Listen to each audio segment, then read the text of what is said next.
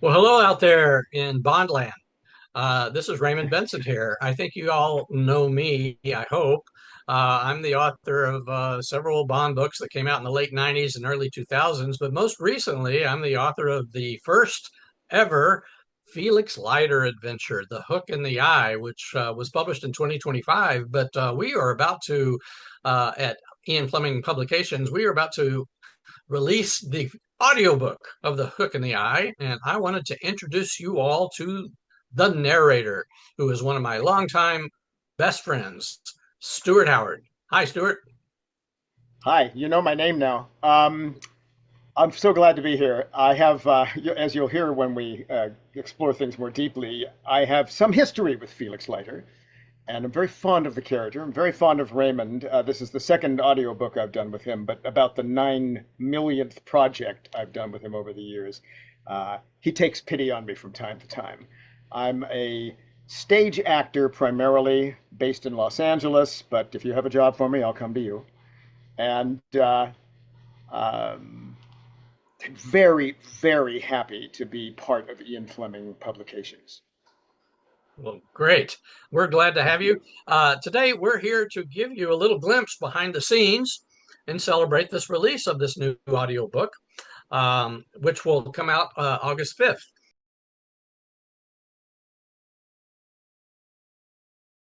As I recall, we were both students at the University of Texas at Austin, in Austin, Texas, in the early 70s.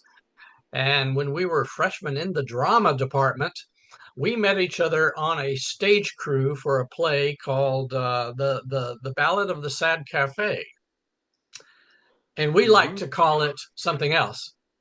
Yeah, the salad of the bad cafe. I have got to wonder whether that joke has been made before. That's a famous play by Carson McCullers, an American author. But yes, we partly, I think, bonded on puns. Oh I hope you yes, don't hear them in this conversation. But a tech crew, I think that was actually mid to late 70s. But anyway, the tech crew meant that we were both. I think Raymond actually was still an acting major then. I certainly was, and we had to kind of earn our way into the casting pool by doing labor. And so every student, if they weren't cast in a show who was an acting student, had to be on a crew to help behind the scenes. So I think we met driving screws into set pieces or something. yes, something And like that. Yeah, struck right. up a Now you were conversation. you were on the acting track. I was on the directing track.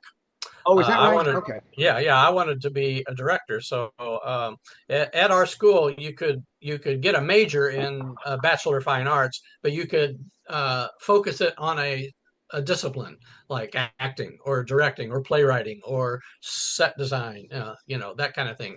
So you were an actor, I was a director. Um, and we bonded over our love of movies, I know. And I recall, back in those days, you didn't have cable TV where, old movies would show up. You didn't have ways you could see old movies that unless they were shown on campus. They would come to campus in 16 millimeter, and you had your choice every night of five or six different movies, foreign films, international films, Bergman, Fellini, old movies. And I saw in the paper, the student newspaper, that Lolita, Stanley Kubrick's Lolita from 1962, was playing that night, and I had never seen it. So I said, Stuart, we were talking about Clockwork Orange and 2001 and all that, and we liked Kubrick, but I said, have you ever seen Lolita? Right. And of course, I hadn't at that time. I was a big foreign film guy already, and that's a further story. But yeah, so we went to see that. We both liked it. That sort of enhanced the conversation and started us on another track. I think the next thing we went to was Bergman's The Seventh Seal, because I was a chronically depressed late adolescent and really loved Ingmar Bergman, and had for a long time. In fact, I had been an English major briefly before switching to drama, English and philosophy, two very practical professions. So I chose to go for a third, even less practical one. But the good news for that is that I met Raymond Benson doing it. Anyway, we can probably fast forward from there because from that just led to a whole lot of collaborations and projects. Right. Well, in college, I started composing music. There was a musical called The Resurrection of Jackie Kramer, which dominated 7 years of my life, and there were six productions around the country. And Stuart, you were involved in three of them. You were in the very first one, which was at the University of Texas at Austin. You acted in that, and then later on, you were in New York City. You were involved in two more productions of that show. As Uh, assistant director, and then later in another part. Yeah, yeah. yeah, I sang. that's I right. sang in it twice and did behind the scenes once. Yes. And that the resurrection of Jackie Kramer is a whole other story of my life. But I started directing, and the first feature play, the full length play that I directed, you were the star. You and a late wonderful actor named Tim Choate. This was the play Total Eclipse by Christopher Hampton about the poets Paul Verlaine and Arthur Rimbaud. Stuart, you want to say something about this? It's a very special piece and by a British playwright. Um, and we worked on it. It was a special little project. It wasn't a formal production of the drama department. We were, I think, in my memory, as it was almost something that we voluntarily did. Was it associated with an actual class assignment? Yeah, I think we. it was your acting senior project. It was Oh, the that's right. 670 But presents. we went a bit more elaborate with it, and Yeah. it was Tim. There are probably some fans of yours out there who would know who Tim Choate was. He had his own following from Babylon 5 and other series that he did later on in the science fiction world. And he's no longer with us. Wonderful actor. Just to cut to the chase, we were very proud because at a gathering of the entire student body that happened every Friday in school for various reasons, the head of the acting department got up and said, these gentlemen are doing this play and you should go see it. It only has one more performance and it's as good as anything you'd see off Broadway. So our egos swelled beyond their normal capacity and we walked 4 feet off the floor. But things like that in college were what gave us the kick in the butt to go on to seek professional careers. So I Absolutely. still remember that. Yeah. And then that same semester, there was a production of a one act musical that I wrote based on the Parker Brothers board game Clue. And it was called Clue.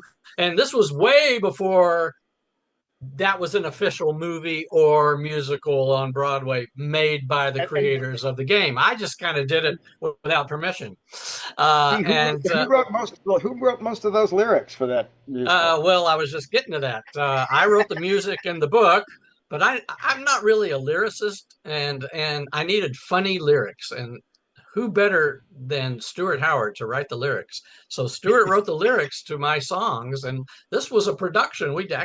It was performed with at the university, and it was a big hit.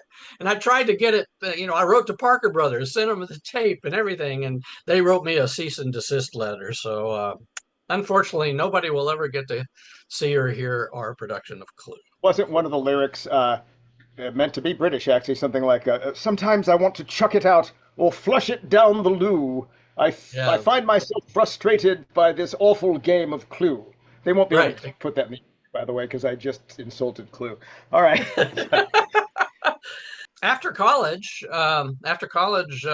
You graduated and I graduated, and we ended up in New York City, and we knew each other in New York City, and we worked together in New York City, and we did, two for more for a time productions in the of the. same for a time in the same building we lived, actually. Yeah. Yes, for a little time, a 1 year we did actually, and there was a couple of productions that I did there that you were in, something called Paper Tiger, and we did Jackie Kramer again.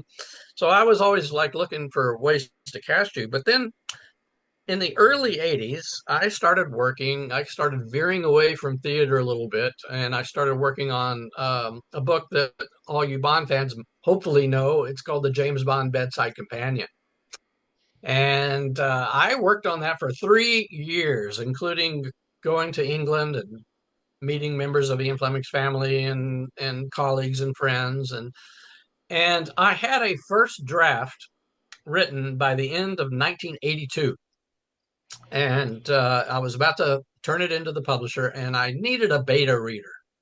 And as you know, beta readers are very important to authors. They read it for the first time and they do a little editing, they make suggestions and all that. And I thought, who better than Stuart to be my beta reader for the James Bond Bedside Companion. And I learned more about James Bond than I ever thought I would. I still regard myself as a minor authority, not just from reading that, but from talking to Raymond so many years. So I had background. I was not a random choice for the position I now occupy. Uh, it was fun, actually. I was very impressed with Raymond at the time. I just cleaned up his prose a little bit. There was nothing to be done with the excellent research and factual information and the great pictures. And I think that book is still prized by a lot of folks. Yeah, it's sort of considered, a Bond Bible and everything. I mean, it's a relic of the 1980s. I'll put it that way. I mean, it's So what? I won't ever update it, but yeah, Right, there's too much. You could go on forever. Yeah, yeah, yeah. But one could certainly say that we bonded over Bond in many yes, ways, that's and are right. continuing. So, yeah. Now, here's a little bit of tidbit for you Bond fans. Some of you may have heard this about this lost Casino Royale stage play. I know it's out there. It's on Wikipedia. So, I think it's okay to talk about. In late 1985, after The Bedside Companion was published, Peter Jansen Smith, who was the chairman of, it was then called Glidrose Publications. It's now Ian Fleming Publications. Peter was Ian Fleming's literary agent, and we had become close. He had really liked The Bedside Companion, and he was in New York with a colleague, and we had lunch together. And I was still kind of doing theater as well as trying to write, and I still had my foot in theater. Um, and I suggested to them, I said, why wasn't there a James Bond stage play? And he said, well, we don't have rights to do any of that except for the novel Casino Royale, because at that time, Eon, the filmmakers, did not have the rights to Casino Royale.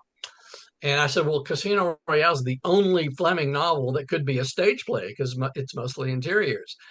And they said, well, if you want to give it a shot, go ahead. And so I was actually paid to write a stage play of Casino Royale. And then we mounted a sort of what we call a stage greeting off Broadway in January 1986. And I cast Stuart as Felix Leiter. So that was my first brush with the character. Yes, that's why. So my association with this, it was my characterization in Raymond's most recent novel was what, 40 years gestating. because I first started thinking about the character back in '86. It was fun, and at that time, my impression of the character was not as deep as it is now. Obviously, they've been portrayed so many different ways in the movies, but I had the expert to guide me, so it Right, was fun. right. You can Now, tell them how it came and out. for those of you wondering out there, what happened to the stage play? Well, it was just decided by Peter and the people at Glidrose that they didn't want to pursue James Bond on stage. I mean, the production we did was quite good, but they didn't get to see it. Peter was supposed to fly over, but something happened. He couldn't make it. So I think, if he had heard it and seen it, it might have been different. But, and then over the years, Eon got the rights to Casino Royale. And so basically the situation is that Eon owns the production rights of the play. Ian Fleming Publications owns the publication rights to the play, and I own the paper it's typed on. So that's the way that is. Oh man.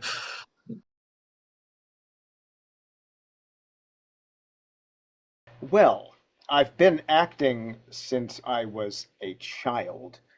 Even when I didn't know it was acting, the way that my group of friends played games, I tended to control and create the games we played. So instead of what might have been called like, well, cops and robbers, where people ran around shooting each other and you fall dead, I organized.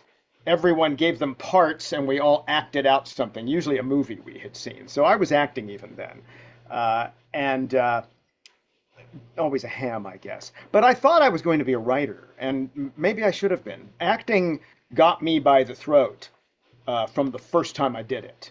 I accepted a role in high school, and my first part was a play called A Different Drummer, and I walked out on stage by myself, and there was this vast, to my mind, dark auditorium. I couldn't see the people, and I spoke, and this rumble came out like an earthquake or thunder, and it rolled across the auditorium and hit me right in the chest, and it was laughter.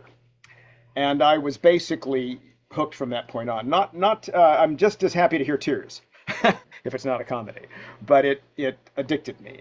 So when I hit a kind of dead end in my early college career, it was just instinctive to me to try acting. I went to the drama department and was a success there, and then moved on to New York.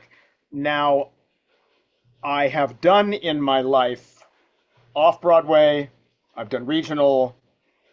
In LA, I've done sort of every level, but almost all stage. Uh, in my early days, I just wasn't focusing on film and TV. It wasn't much in my mind. And I always had a day job. I was always the kind of person who most of my friends who have made their living as actors for long periods or even their lifetimes were people who were willing to starve or not know how to pay the rent. And so I've always been an actor who I've been paid most of the time and usually had something else to fall back on. For years, I was the head stage manager at the famous soap opera Days of Our Lives, and continued to do theater at night after I would clock out at work. And I've been lucky to do most of my bucket list roles, George in Who's Afraid of Virginia Woolf, and Vladimir in Waiting for Godot, and Iago in Othello, and the list goes on. I'm currently primarily working with a company called Pacific Resident Theater in Venice, California. I'm right now in Mrs. Warren's Profession by George Bernard Shaw, my fourth show in 4 years with them, and that's partly why I have this facial hair. Uh, so yes, I've worked at places like speaking in front of the orchestra doing Shakespeare at Disney Hall with the LA Philharmonic, and playing Menelaus in The Trojan Women at the Getty Center on the mountaintop, and singing the captain of the Pinafore on board an actual British 17th century frigate. And so I've had a fun career, and it's still going. And audiobooks are a late addition. Right. Well, you got into the voice acting with one of my computer games in the Well, early that's 90s. correct. Yeah, in the early That's correct. 90s, I was actually, heavily into writing and designing computer games. And I did one called Return of the Phantom, which was sort of a sequel of The Phantom of the Opera. And the lead character that the player plays in the game, it's a role-playing adventure Raoul, game. Mon- Raoul Montan. Yes, Yeah. Raul. And so the voice recording of the characters as you play the game, I hired Stuart to be the lead guy to play Raul. Yes, we did. It was all just what you think. Lots. It was the kind of computer game where you'd have different things you could select for a response for the character, and that would be voiced, and a little guy would walk around. And I'll never forget that Raymond.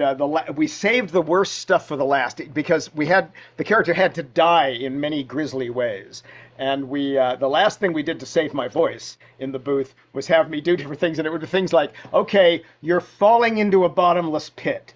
So I would do whatever that meant to me as a scream. Then you're falling into a bottomless pit while in flames. And it was all, and by the end of the day, I had no voice left and had died. It was kind of therapeutic. In a way. I'll Like the never primal forget that. By the way, screams. the primal scream therapy. But so that was my first voice gig. So you can see the things Raymond has done for me, or that we've done for each other. I should add, just for the record, that if you ask me about my acting career, I am proud to say I have acted in over 120 full stage productions, and I think it's about 14, 15 films, short films and long films. And now I'm still under 10 on my audiobooks, but we hope that's going to keep increasing. Right. Well, it was around the time of the pandemic when you expressed to me that you would like to do more audiobooks. And you asked me, do you have a way to get in? Do you know how to do that? And da da da da da.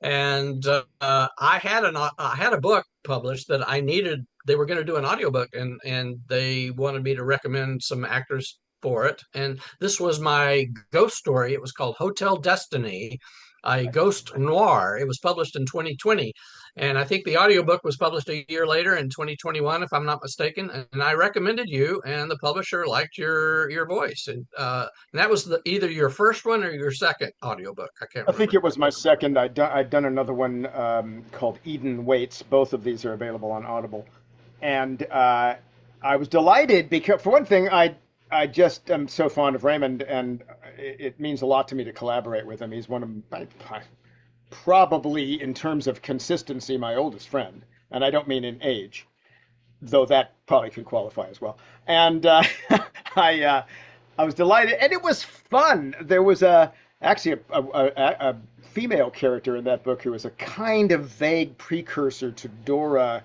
in this book, in that she had a Middle European or Eastern European accent. So I got a little warm up. Um, I forgot about that. Yeah, you're right. I'm, I'm Dora ex- might have been the ghost of the oh ghost in Hotel Destiny.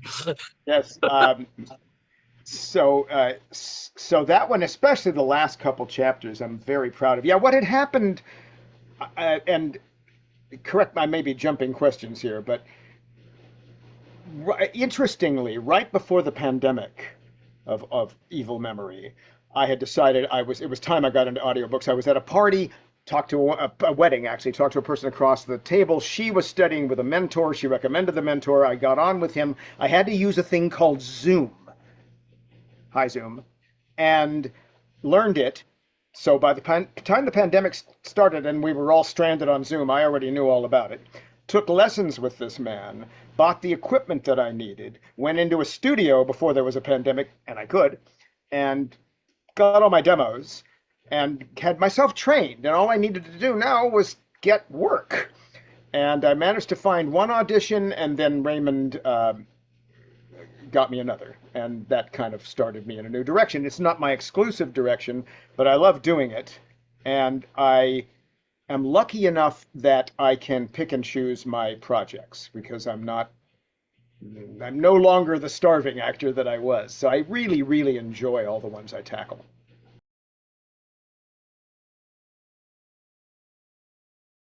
Like I mentioned, I was doing theater in New York, very heavily in the early '80s, and as the '80s went on, it was starting to diminish. I still had my toe in theater. I was doing some music and other things and a little bit of directing, but the James Bond Bedside Companion was a big change for me. It sort of turned my career a sharp left. And suddenly I was a writer, a published writer. And I, never planned on doing that. I never thought as a kid, oh, I'm going to be a writer when I grow up.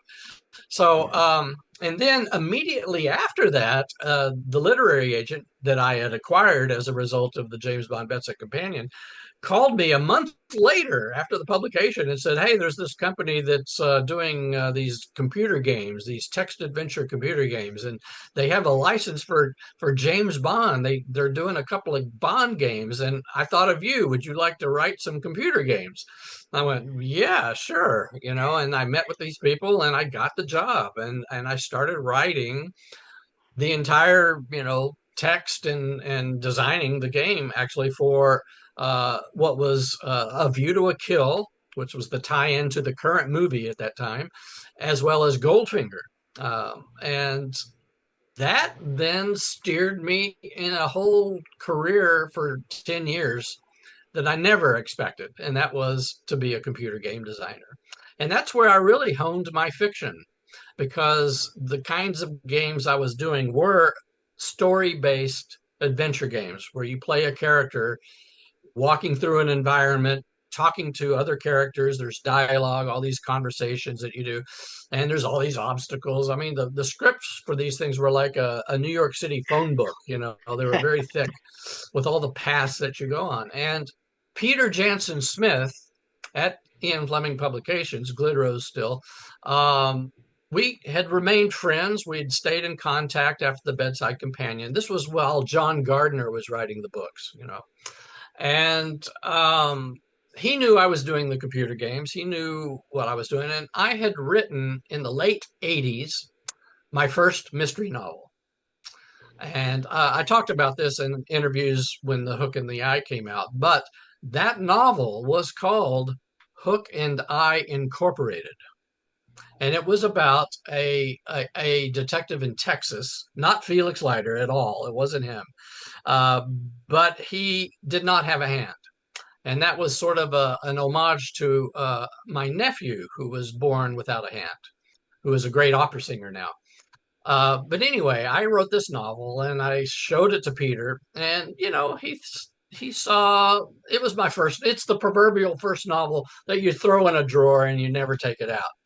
But he saw assets about it that were good. He gave me some good suggestions. But I think what was important that he saw was that I could start and finish a novel, because a lot of people start novels and never finish them. So here we are in the mid 90s now, 1995. He calls me out of the blue and says, Raymond, John Gardner's quitting. Would you like to give it a shot to write Bond novels? And that immediately then completely changed my career to become a full-time writer. I remember the day you told me that you'd gotten that. I couldn't believe it. It's I know amazing. I never asked for it. It was just offered. So I'm still I'm, pinching I'm, myself. Now, Stuart, you might remember you appear in a couple of my Bond novels. I do. You're going to remind me of the titles, and I'm embarrassed to say it, but I am. Did I appear both as Stuart Lawrence and Stuart Howard? Yes, yeah, you appeared Yeah, yeah. twice. I You appeared changed, and that. twice. You appeared twice as Stuart Howard. You were the head of Scotland Yard. You are Yes, in The Facts of Death, which is coming out in a reprint later in August, August one of my 22nd, I believe. faves. One of Yep. my faves. So yeah, you have a fairly, at least a chapter size role in that. And then you appear in a smaller part at the same part in Double Shot. And Right, then right. as Stuart Lawrence, which was your stage name in New York, For a while, yeah. you Stuart Lawrence appears as an actor in Never Dream of Dying. That's right. That, and I'm proud of that too. That there thereby hangs a very, very slight tale. I don't think anybody cares, but I'm going to say it anyway. Stuart Lawrence. I had to choose a stage name in like 5 minutes when I first got into the union, acting union, because there was another Stuart Howard who was a casting director who kept himself paid up in all the unions from his days as an actor because that was his brand name. And they said, you have to have a different name, and we want to file this. So I went, oh God. And I looked at my bookshelf, and there was like two or three biographies of Laurence Olivier, who he was my idol at the time. So I just jumped on that. When I left New York to come to LA, I wanted my name back. Called the guy, said, "Hey, Stuart Howard, any chance I can be Stuart Howard?" He went, "No, I'm Stuart Howard." So I put the W in, which is my middle initial, and stuck with that. That's why that's there. This will not make the final cut. Well, All right. I'll jump on this one because you know that Raymond's already told a similar story, so I'm going to jump on it. I get a call one day from Raymond saying, I think I found out you were doing it on the same call, or maybe was it a text? You'll remember uh, that you asked me if I was interested. No, I think I found out you were writing it, or had even written it. Of course, it was after you'd written it. It was well on its way, and you said the book's doing well. They want to do an audiobook, and they being Ian Fleming Publications, Raymond said, had called him and asked if he knew any American performers because they had their own stable, as it were, of performers that they trusted, but the narration is by an American, and an American with Texas roots. And they asked Raymond if he knew anyone that might want to recommend, and he went, "Gee whiz," uh, and I think he had the insanity to call me and ask me if I was interested. I said, "Of course I'm interested. I'd love to narrate a book with you." And Felix Leiter, come on. So once again, though, it was a recommendation. I had to audition with a recording. I did have the edge. I'll tell you in quite candidly. I'm very proud of that first. I did the first chapter. Very proud of it. But I'd read the whole book in preparation for that, but I'd read it quickly. And so I was thinking, well, here's a guy who's still in trauma. It's hard edged, it's noir, and I made him a little more gravelly, a little more, not exactly sad, but ironic and sarcastic, maybe a little bit more like a detective in a film noir. And I was able to run that by Raymond, and he went, "No, he's a guy who kind of this stuff rolls off his shoulders. He's got a buoyant quality, even a boyish quality, and he handles it. He handles it." And I thought, okay, he sublimates it, and I recorded it again, and that's the audition I put in. So who knows if I'd have gotten the part on the first one? Although I know Freddie heard both and liked them. But once again, thanks Raymond for the tip. So that's how I got in. I was employed as a result of an audition that I nepotistically did was. have to recommend a couple of other people too. Yeah. You weren't the Oh, I only didn't one. know that. I Yeah, I didn't did. know I'm that. just now revealing that to you, Stuart. But they said, yeah, you have to, I can't just submit one. So there were a couple of people and two or three, but you were my favorite. I have to say, I was pulling for you, and I was so happy that Freddie liked your work. And Freddie, by the way, is the producer of the audiobook, Frederica Park, We and love Freddie. yes, she's fantastic. And so, she liked your audition and away we went. She has been embarrassingly enthusiastic about what I've done the whole way through, frankly. How did I prepare for this magnum opus? Well, obviously, there's no, I can't reveal the inner secrets of the sacred order of audiobook performers without risking my life. No, that's not true. It's a very simple thing. You read the book. That's the first thing you do is read the book. You read, in this case, I had already done a superficial read to do the audition, but now I did a close read. And a close read, it's sort of obvious. It's almost as though you were reporting on the book, but you're reading it from a certain perspective.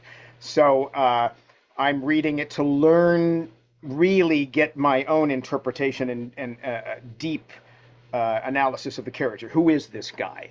How much feeling does he express? What does he want out of life? And these things are supplied, but it's the same thing I would do if I were acting a part in a play or a film. But then it's things like, what are the demands of the text? What are going to be the toughest chapters? I can see as I read where the obstacles are going to be. Which ones are really emotional? Which ones have, I don't know, sound effects like bang or pow, or something exploded, or there's gunfire where the energy has to be different. Which chapters have multiple characters?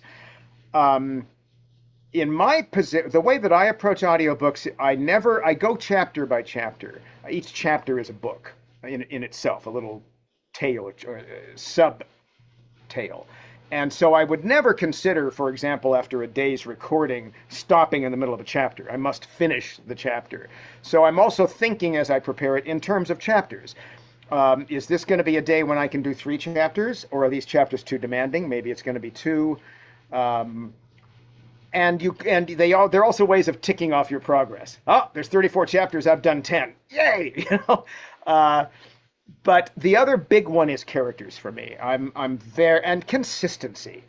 I map out. I do a list, chapter by chapter, of what characters appear, and then I make notes to myself, either based on references in the text itself or by my own impressions. What might happen with that voice? What I don't like to do is what some narrators do: is literally record the whole thing and leave gaps where different characters speak, and then go back and do those character voices and ask somebody to edit them in, because it's a point of pride to me, frankly, as an actor, that I can switch from one voice to another if I have to, and I can be soft and gentle, and then be some kind of crazy guy without really having to to do it smoothly and efficiently. So I make notes on those. By the time I get to them in the recording process, sometimes I've changed my mind, but they do give me a reference. And in this case, one of the biggest challenges in this case, well, you might think it was Dora, who is this Eastern European woman. Of course, it's a challenge, and of course, a male narrator, I believe, should not try to be imitating a woman unless you're really, you're really lucky to be able to get your voice into that spot, and you certainly aren't going to go, "Oh, Felix," which would be ridiculous. You It's Monty you Python believe time. you're you believe you're a woman, and something happens when you talk and you get intimate, and the reader will believe it because you've told them that that's who this is. And the biggest challenge for me was Felix, because Raymond stressed that yes, he's from Texas, but he doesn't have a Texas accent in any kind of overt way, because he's tried to suppress it. He's lived in Europe, and he even says a couple times in the novel, I've tried to get rid of that. So I just sort of thought and felt Texan. I've lived there, and I deliberately and inconsistently did little things with vowels occasionally, just to remind the audience almost that he was Texan, or remind myself that he was Texan, so that sometimes if he was talking fast, something would happen, but then it would go away again as something else came up. So it's not consistent throughout the novel. I'm a little afraid that purists are going to go, he's not Texan enough. But I think if you Well, listen, it's in there. I am Texan, but I don't really have an overt Texas accent. Yeah. It was theater that drummed it out of me. But if I have a couple of beers, it might creep in a little bit. Yep, and interestingly, if you were really a fanatic of Stuart Howard narration on this book, you would note that once we get to Texas, I creep it in a little bit more once the narrative enters Texas. And then so anyway, Well, those are some of the things. I think that's very true because when I go to Texas to visit family, my wife tells me your Texas accent comes out more when you're in Texas. sure it does. Of course it does. I don't know if this is the place for it, but the exact process, I'm very grateful again to Frederica and IFP for the process they allowed me to do. I think would have been willing to try to put me into a studio. I have my own setup right here where I'm sitting. I can put up walls, and I can achieve the right amount of sound quality for a professional book. And what that enables me to do is just kind of do it on my own time. If you're working in a studio, the talk is clicking, the clock is ticking, and it's pressure. And I don't like having somebody there going, yeah, well, where's the move on to the next chapter?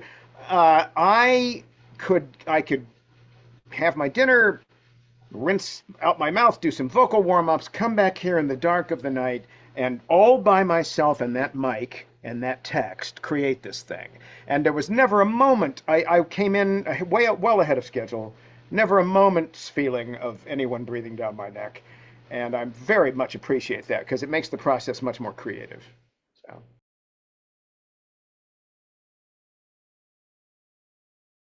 He hasn't listened to it. You kidding me? He's a busy man. No. Well, I wouldn't say anything surprised me because I knew Stuart was going to do a good job. I what I really enjoyed was hearing all his other accents and all the other characters. Like, when I heard Dora for the first time, I just kind of went, oh. And then, there's a couple of, some funny characters later on in Texas, some sort of hick kind of guys, and the way Stewart handled that, it just made me laugh. I mean, it was very entertaining.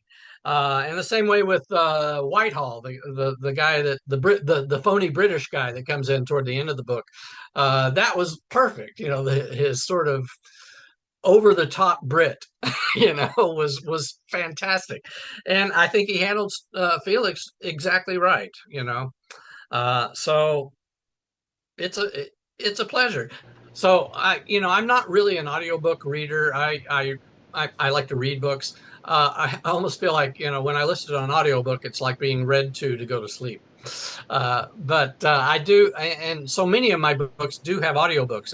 And what I'll do is, I'll put it on and I'll listen to it a little bit and go, yeah, he did a good job. That person did a good job, or it's fine. But I don't think I've ever listened to any of my audiobooks all the way through. Now with The Hook in the Eye, I wanted to experience a lot of it. So I did sort of skip around just so I could hear all the different various voices that Stewart did. And I was very pleased. And maybe, someday if I'm on an airplane or something, I'll listen to the whole thing. But I don't know. Being read to puts me to sleep. Well, I really hope you're not going to include that in this thing because it's not the best ad for audiobooks. Hey, you want to go to sleep? Put on some headphones and plug in Hook and Eye. No. Um, No, I, I know tons of people who love audiobooks. I know I people, love yeah, it. a lot of people I know love them. But I'll uh, tell you. I'll throw in here since we're on this subject. What my favorite thing in terms of he was talking about listening to different characters. My favorite little moment of serendipity in researching what voice to do for whom was in the scene with the two brothers at the motel. One is Billy. I can't remember the other one's name right now, but his brother is the desk clerk, and Billy is the sleazy guy who ends up at the cockfight and stuff. This is not giving anything away, but the one character that I just love doing, he mentioned that he was missing a front tooth. That was Raymond's description. So I thought, okay, he's got a lisp. So we talked like this in his Texas accent. And and I had it was such a when I get something like that, I go, hallelujah, this problem is solved. I know what to do with this voice immediately. And I thought it added there wasn't any real levity in those scenes. They were pretty utilitarian in terms of getting, they got an apartment, they got a hotel room. But it added a lightness to a little portion of the novel from my corner. right.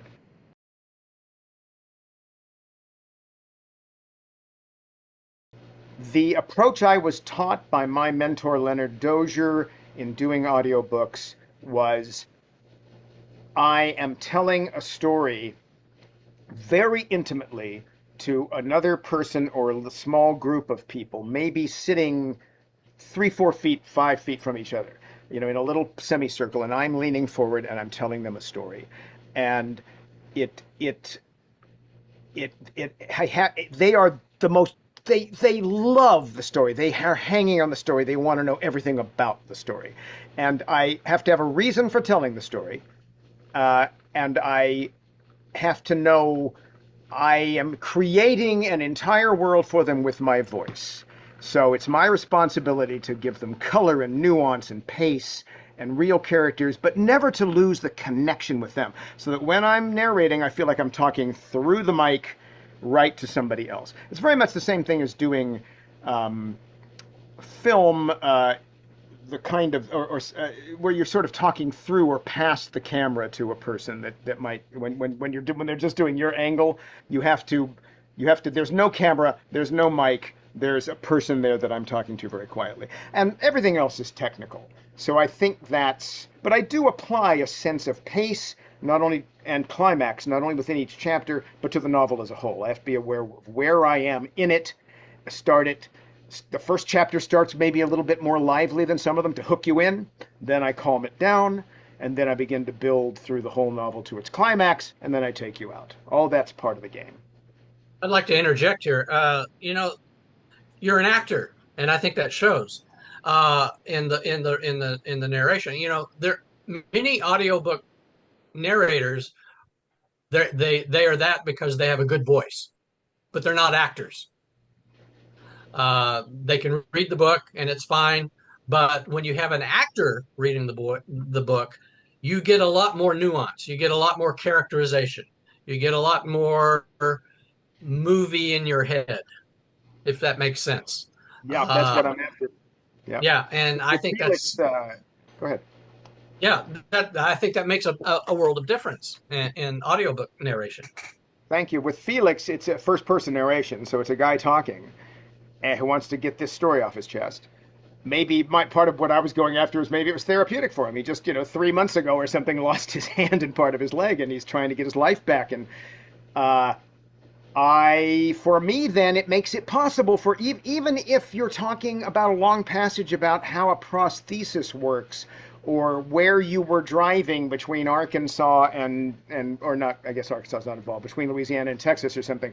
Uh, because Felix is interested, the audience is interested. It's never just narration. It's how Felix feels about it. What was the countryside like? It was kind of pretty, It was, so yeah, it infuses every moment with more personality and character, and yeah, what he said. Speaking of scenery, we forgot to mention that you and I have been to Carlsbad Caverns I knew you together. were going to do that. That's right. Carlsbad Caverns, of course, for those of you who have read the book, know that that's a major location in the story. And during spring break of In senior uh, year, I think, was it? of Senior year? 1977, Yeah. you and I took trips to each other's hometowns by car. We drove from Austin first to Odessa in West Texas, and during that trip, we did go into New Mexico and go through Carlsbad Caverns together.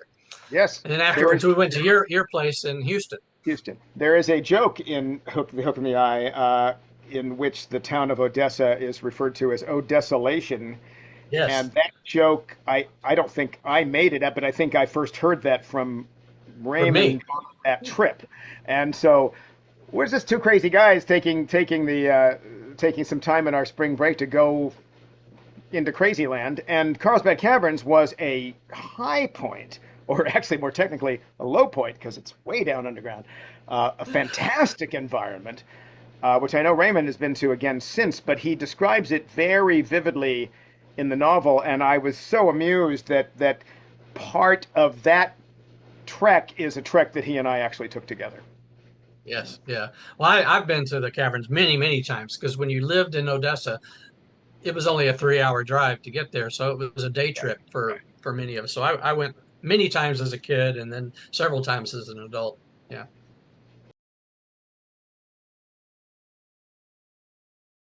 So there were some challenges in recording the book. Um, a part of it was what I've described before, and that was trying to keep this subtle balance with Felix's accent. But there were several technical challenges just from the point of view of making something interesting, and it's it depends on who you are, I suppose. But when you're listening, the demands are different. So I mentioned the description that Felix gives of his prosthesis, particularly of his hand and arm, and how that worked. And Raymond did some great research on how such a device would have worked at that time. But if you just read it off the page, it's pretty dry.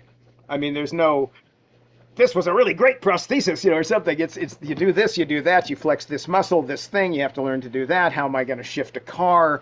How am I going to use a gun? And to master that and make it flow and make it, in my opinion, audibly interesting to the listener and clear to the listener, because it's the kind of thing you might have to go back and read again if you were just reading it. Now, wait a minute, what do you press? I wanted to make it possible for the reader not to have to stop and rewind. So that was a technical thing. How did I solve it? I have no idea. The way I solved it was by, I think I probably flubbed it 3 or 4 times and had to go back and start again, or didn't like it and went back. But once I felt I had spoken it as Felix, I was good to go on. Another one is a real standout in the book, and that's the cockfight sequence. And that involved so much from beginning to end, including a sequence in the parking lot afterwards, involved so many different values and dynamics. There was a crowd yelling in Spanish at times, arriba, and things like that, and pelea, and there was an announcer, and there was Dora being freaked out by the whole thing and hating it. Can't we leave? This is awful. And Felix just hoping that this bad guy they were tracking would show up, and then he shows up, and the stakes are high, and then they end up in the parking lot, and there's gunplay, and there's even a kind of mildly comic moment, and I don't want to spoil it for anybody, but and there's like a pop of a tire blowing, and that there were so many things going on in that was probably the high point in terms of requiring my focus and everything that I knew how to do. And even with that, we were at the end. I was very lucky on this one because I had very few fixes. I would send Freddie and our editor, whose name is also Stuart, by the way, wonderful guy. I would send them my chapters as I finished them every day, and at the end, I would point. The only thing I would do is go over what I had done. I didn't have to edit anything, which is a relief because sometimes audiobook narrators have to do their own editing for not very much more pay. In this case, I'm working with a very professional organization, and they said, just send us what you've done, but give us an indication of where you think the problems are in what you did. So I would go through it at the end of my session and flag time code where I said, I coughed here, I restarted here, and they would then cut out all that stuff and seam it together. And at the end, I only really had about 2 hours of work to do to go back with the finished product and fix things that the editor couldn't fix. One of the most common is a popping sound, a plosive, like a P, getting into the mic and causing distortion. And as you can imagine, in a thing where I've got to go arriba, pelea, there were a couple things where it went pelea in the soundtrack. So I had to go back and plug those in. There's a trick to doing that.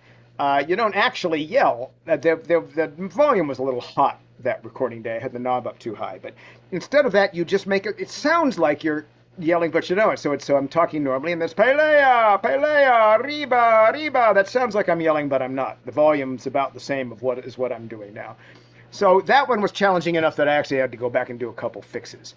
But you'll like it when you get to that sequence. I think it's a 3-chapter, maybe 2-chapter sequence. Your description of that sequence is a good advertisement for the book. Okay, good.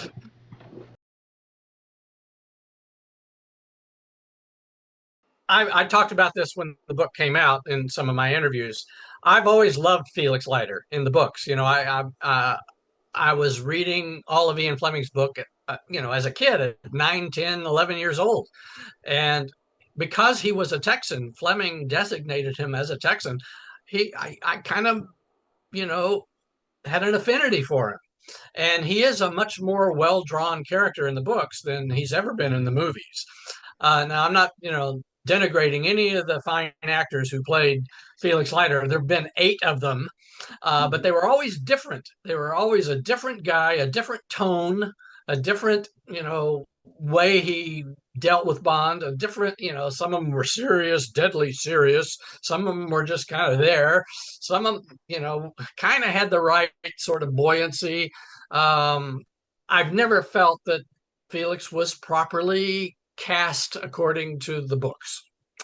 So that's one of the reasons why I wanted to do a Felix Leiter novel. So Felix means a lot to me, and I think giving him more of a life than already existed in Fleming's books, which was my go-to reference, was very fulfilling.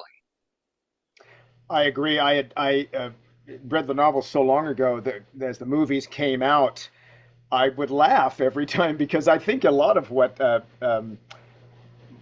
with no aspersion being cast, I think the fact that these were British films, Felix sometimes in some of the films became kind of the cornball American who wasn't nearly as sophisticated as Bond. It was kind of this like, gee, James, what are we going to do now? Or, wow, that James, he sure has a handle with the ladies, doesn't he? And I just never felt, no, not all of them were like that, but it was too many of them were aw shucks and kind of a not very polished, urbane kind of person. Now, I'm not saying Felix is, but going back to the novels and going back in this book, I was delighted to remember that he is a worthy, not just associate, but friend to James Bond. And he has his own array of tastes.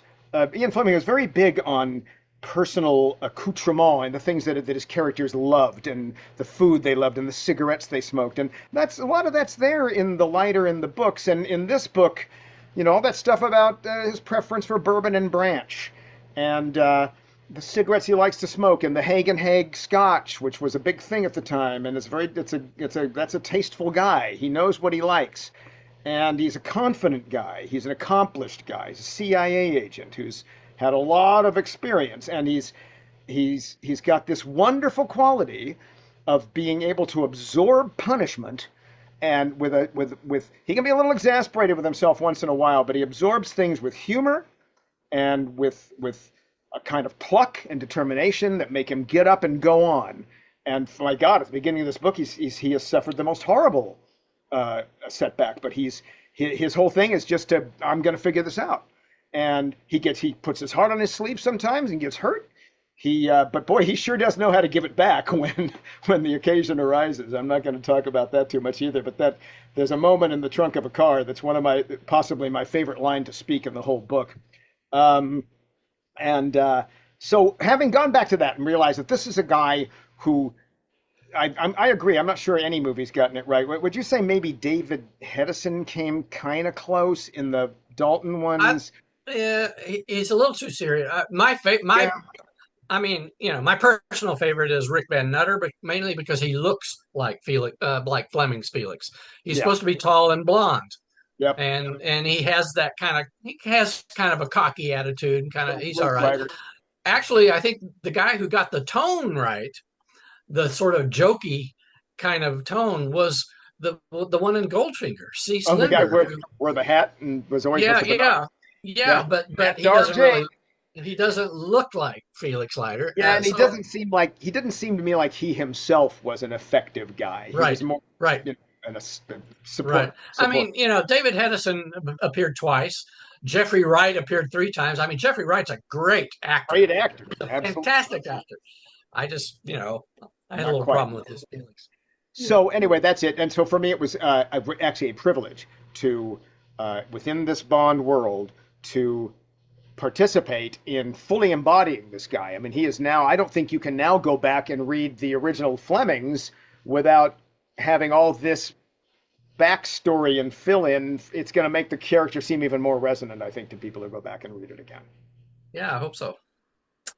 Well, I think that might be our little talk here, Stuart. So I think I'll wind it up now and just thank everybody for listening. And just know that the audiobook for The Hook and the Eye comes out August the 5th, and it's available from all good audiobook retailers and from Ian Fleming shop.com, ianflemingshop.com.